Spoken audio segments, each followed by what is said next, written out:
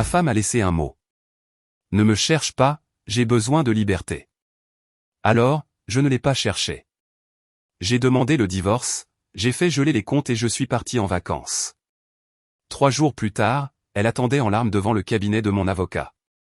J'ai 38 ans, et le mot était posé sur le granit poli de notre îlot de cuisine, lesté non pas par la clé de la porte d'entrée, ai-je remarqué, mais par sa clé personnelle de la porte de derrière, celle qu'elle utilisait toujours. Un petit détail délibéré.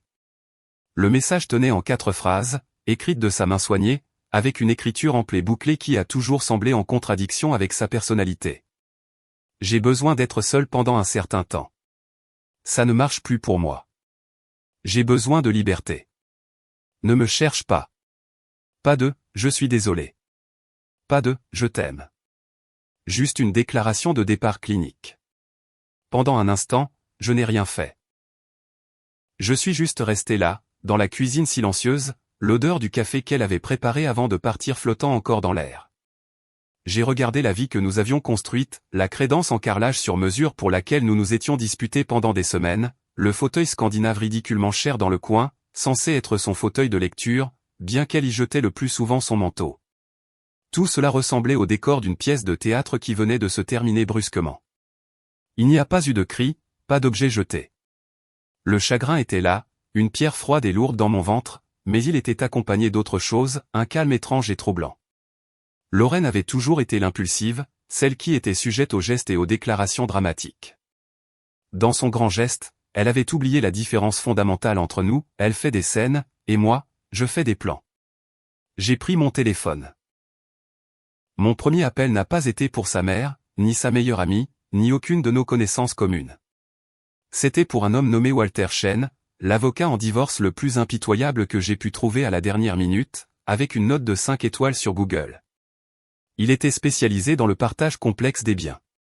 J'ai pris rendez-vous pour le lundi suivant. Mon deuxième appel a été pour ma banque. J'ai expliqué que ma carte de débit avait été compromise. Un petit mensonge, mais efficace. Ils ont immédiatement mis un gel temporaire sur nos comptes chèques et épargne joint, en attendant ma visite en personne pour régler le problème. J'avais un compte personnel séparé dont elle ignorait l'existence, mon fonds, au cas où. Ce n'était pas grand-chose, mais c'était suffisant. Ma troisième action a été d'aller à mon placard. Son côté était à moitié vide.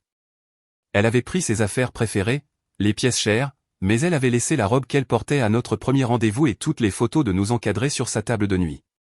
Plus révélateur encore, elle avait laissé ses baskets Adidas boueuses, celles qu'elle portait pour ses courses du week-end, en plein milieu du nouveau tapis que je venais d'acheter. Un dernier acte de manque de respect irréfléchi. J'avais 2 semaines de vacances à prouver. J'avais prévu un voyage de randonnée en solo depuis des mois, une chose que Lorraine avait qualifiée d'ennuyeuse et avait refusé de faire. J'ai fait un sac, attrapé mes chaussures de randonnée et placé son mot dans le tiroir supérieur de mon bureau. J'ai jeté un dernier regard à la maison. Le silence ne ressemblait plus à un vide, mais à une opportunité. Puis je suis sorti, j'ai verrouillé la porte d'entrée et je suis parti en vacances. Je ne l'ai pas cherché. Elle a demandé la liberté, je la lui donnais. Avec des notes de bas de page et des conseils juridiques. Mise à jour. L'air de la montagne était pur et vif. Pendant 3 jours, j'ai marché jusqu'à ce que mes jambes soient douloureuses et que mes poumons me brûlent. Je n'ai pas beaucoup regardé mon téléphone. Il y avait quelques textos frénétiques de ses amis, puis une série de messages de plus en plus paniqués de Lorraine elle-même. Ils sont passés de l'indignation, « Tu m'ignores sérieusement », à la confusion, « Pourquoi ma carte ne fonctionne pas ?» Je les ai lus, j'ai senti une lueur de quelque chose au pas de la culpabilité, mais une triste confirmation puis j'ai rangé le téléphone. Je suis rentré en voiture le lundi matin, j'ai pris une douche dans une aire de repos pour camionneur et j'ai enfilé le costume que j'avais emporté. J'avais l'esprit plus clair que je ne l'avais eu depuis des années. Quand je suis arrivé devant le cabinet d'avocat de Walter Chen, un bâtiment moderne et discret dans un quartier calme de la ville, je l'ai vue. Lorraine. Elle était assise sur le muret de briques qui bordait le jardin paysager, la tête entre les mains.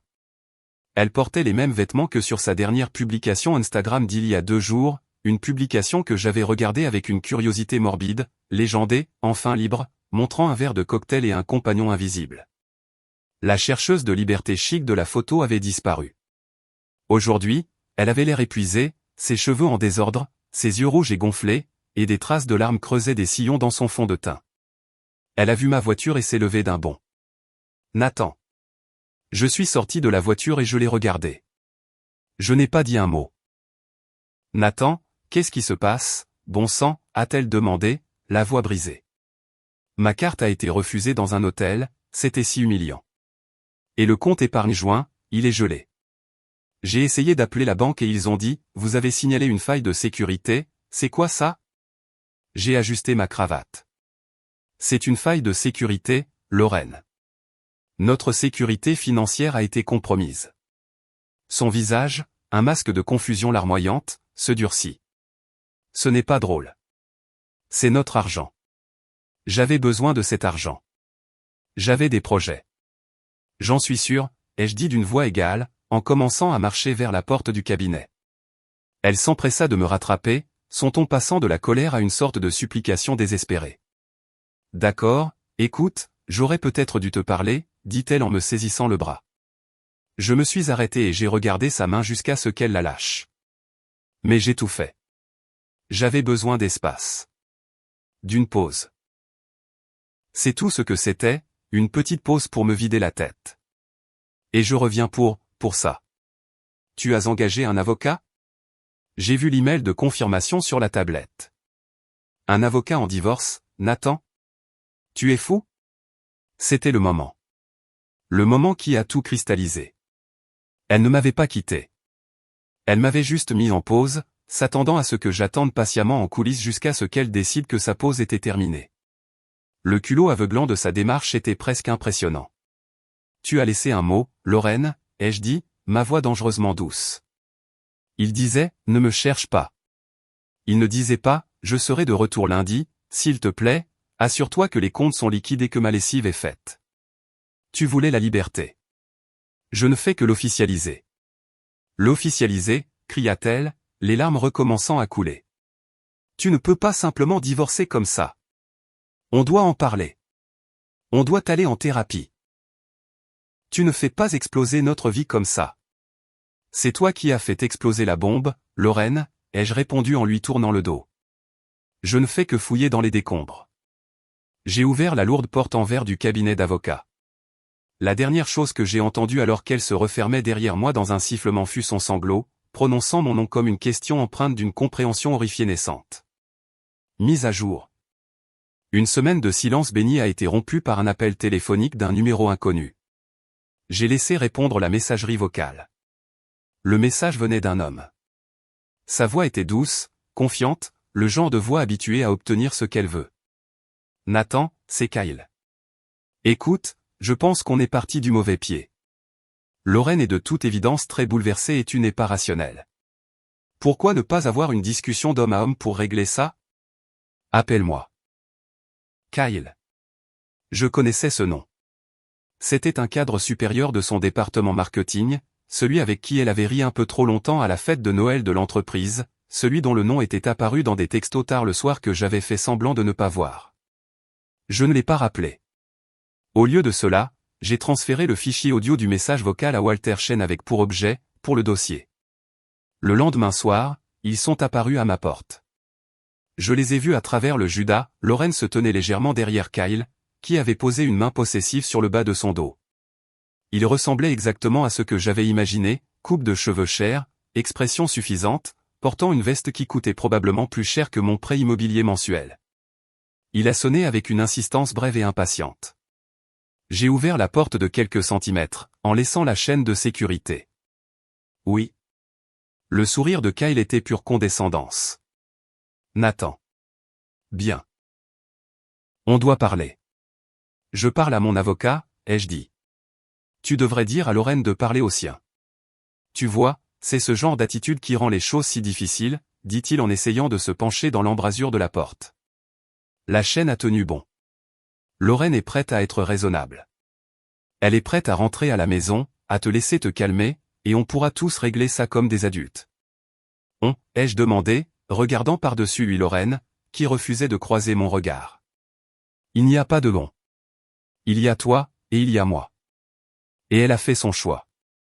Lorraine a finalement parlé, sa voix faible, Nathan, s'il te plaît. Il essaie juste d'aider. Tout ça n'est qu'un énorme malentendu.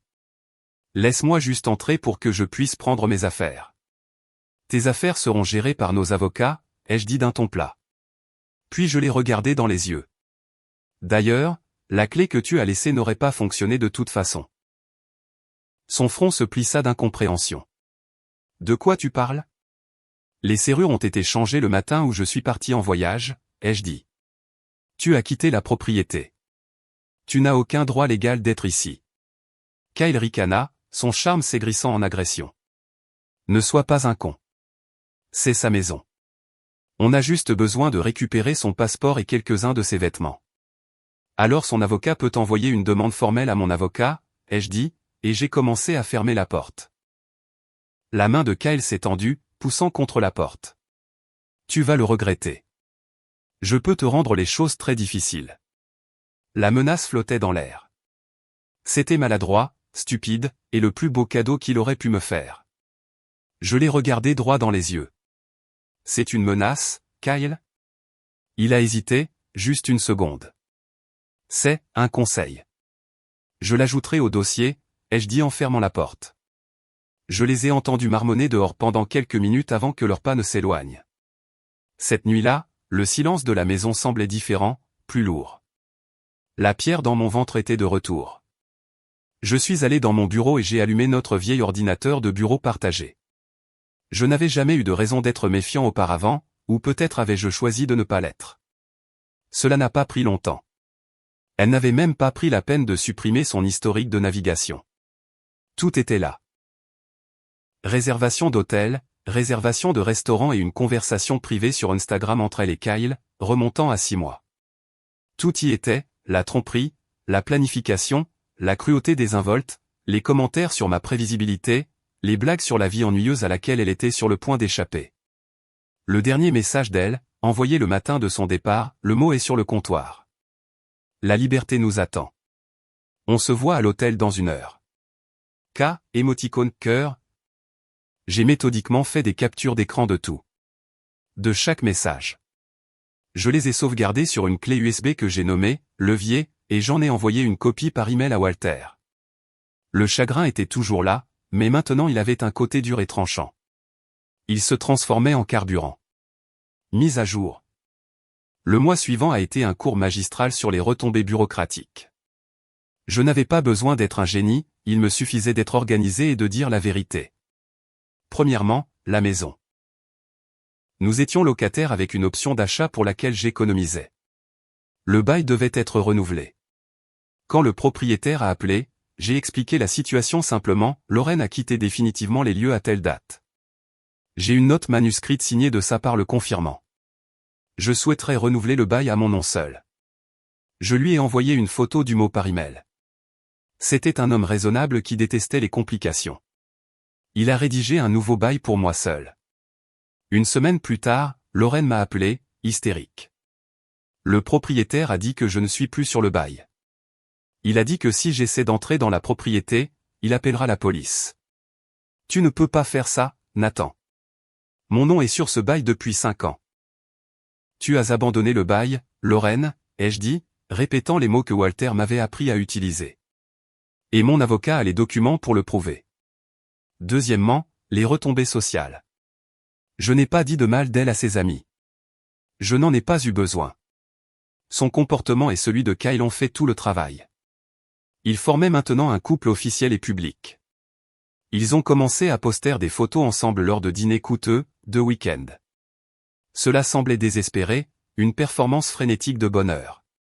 Pendant ce temps, la nouvelle de sa pause et de ma demande de divorce immédiate s'était répandue. Les gens savent faire le calcul. J'ai reçu un appel d'une amie commune, Kelly. Et, je suis vraiment désolée pour tout ça, dit-elle d'une voix hésitante. Honnêtement, c'est le seul sujet de conversation à son bureau. C'est devenu vraiment gênant, les gens prennent parti. Il s'est avéré que Kyle était marié aussi, un fait que Lorraine n'avait apparemment pas connu. Son propre divorce était maintenant en cours, et il était nettement plus désordonné et public que le nôtre.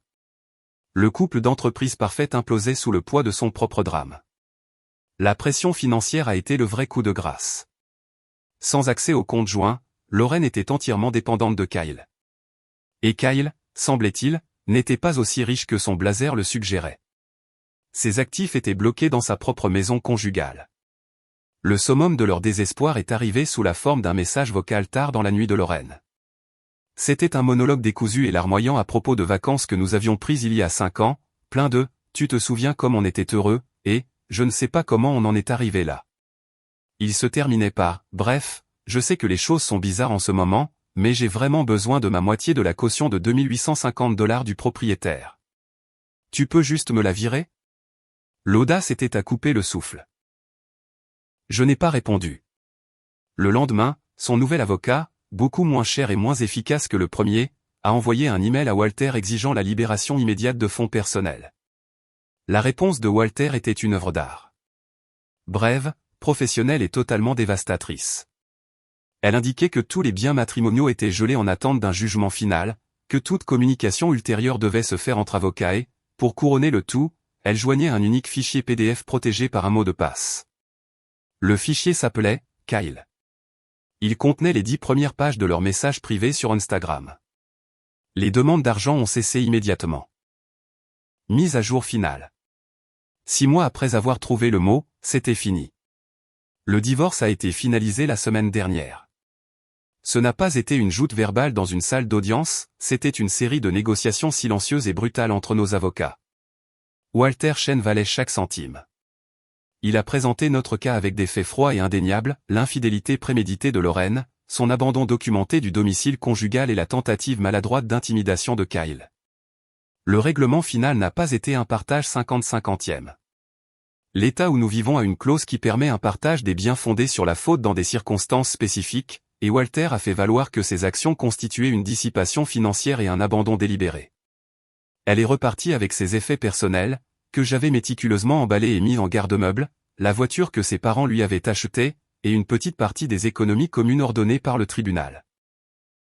La dernière pièce du puzzle s'est mise en place avec la maison. Comme j'avais renouvelé le bail à mon nom seul et que Lorraine avait légalement quitté les lieux, l'option d'achat de notre bail original m'était exclusivement réservée.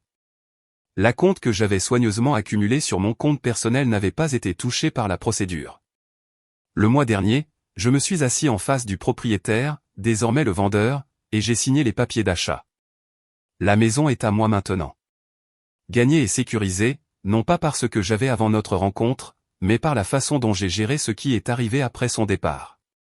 Les retombées pour eux ont été, d'après ce que j'ai compris, exactement ce à quoi on pouvait s'attendre. Lorraine et Kyle sont toujours ensemble, vivant dans un appartement exigu de 2 chambres dans un quartier peu recommandable de la ville. Leurs finances combinées sont un désastre. Son divorce compliquait la vie d'E, et la liberté de Lorraine lui a coûté bien plus cher qu'elle ne l'avait prévu. Kelly m'a dit que l'atmosphère sur leur lieu de travail est toxique. Ils ont tous les deux été écartés des promotions qu'ils attendaient. Apparemment, la direction n'apprécie pas les employés qui créent des cauchemars pour les RH et étalent leur linge sale en public. Leur performance de bonheur BA sur les réseaux sociaux a cessé. Le moment le plus satisfaisant pour moi est arrivé de manière inattendue. J'étais assis sur mon nouveau canapé mardi dernier, profitant du silence, quand j'ai reçu un email de Spotify, votre mot de passe a été changé. Je ne l'avais pas changé. J'ai réalisé que Lorraine utilisait toujours notre abonnement familial, un lien infime et insignifiant que je n'avais même pas pensé à couper. Je me suis connecté, j'ai vu que son profil était toujours là, et en quelques clics, je l'ai retiré de l'abonnement et j'ai réinitialisé le mot de passe. C'était comme changer une serrure que je ne savais pas encore ouverte. Un dernier petit clic d'une porte qui se ferme. Je ne la déteste pas. Je ne pense pas beaucoup à elle, pour être honnête. La haine est une émotion brûlante, et ce que je ressens maintenant, c'est l'indifférence froide d'un problème résolu. La maison ne ressemble plus à un décor de théâtre. Elle ressemble à un foyer. Mon foyer. J'ai repeint la cuisine d'un bleu profond et apaisant. Son fauteuil scandinave a disparu, remplacé par une bibliothèque remplie de livres que j'ai toujours voulu lire. Parfois, tard dans la nuit, je me permets de ressentir le fantôme de cette douleur, le souvenir de l'homme qui se tenait dans une cuisine silencieuse en lisant un mot de 4 phrases. Je reconnais sa blessure, mais sa douleur a nourri une détermination tranquille, un cheminement méthodique. Lorraine et Kyle passeront probablement des années à me blâmer pour leurs problèmes, me présentant comme le méchant qui a refusé de jouer le rôle du mari désemparé et indulgent. Ils ne comprendront jamais que je n'ai pas cherché à me venger, je me suis simplement écarté du chemin et j'ai laissé les conséquences de leur propre choix les rattraper. Je n'ai fait que tenir la porte ouverte et laisser la justice suivre son cours.